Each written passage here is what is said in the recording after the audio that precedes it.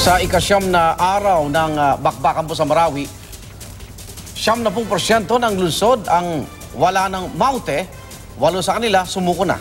Pero hawak pa rin ng mga terorista ang sentro ng lungsod at saksi si Emil Sumangil.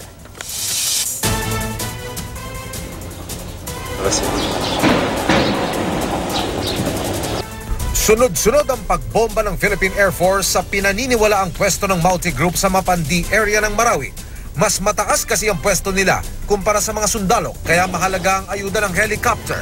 Pero binabaril ang mga chopper ng sniper ng mga Maute. Ginagantihan naman sila ng mga sundalong nasa baba.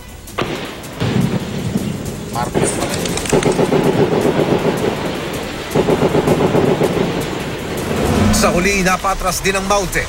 Nabawi sa kanila ng militarang mga tulay ng Mapandi at Bayabaw na papasok sa sentro ng Marawi. For confirmation ang ulat na may sundalong nasawi at 2 nasugatan matapos salubungin ng mga putok mula sa Maute sniper habang ginagapang ang tulay. Hindi rin nakalampas ng tulay ng Mapandi ang mga sundalo dahil nagsunog ng fire truck ang mga bandido sa gitna nito.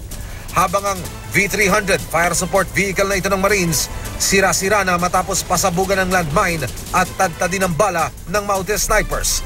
Bagamat nananatiling hawak ng mga bandido ang sentro ng Marawi, iginit ng AFP na 90% na ng lungsod ang cleared o wala ng mga bandido.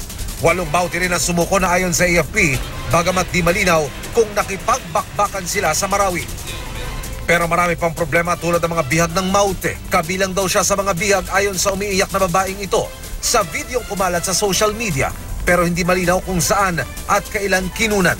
May 6 na babae pa siyang kasama na naka-hijab din. There have also been efforts to reach out through the back door or back channel talks to guarantee their safe release.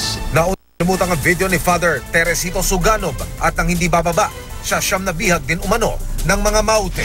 The propaganda of the enemy is already of means that are indicative of their fighting for survival. They are trapped. Di bababa sa 130 ang kabuuang bilang ng patay kabilang mga sibilyan mula rito sa Marawi. Ako, si Emil Sumangil, ang inyo saksi.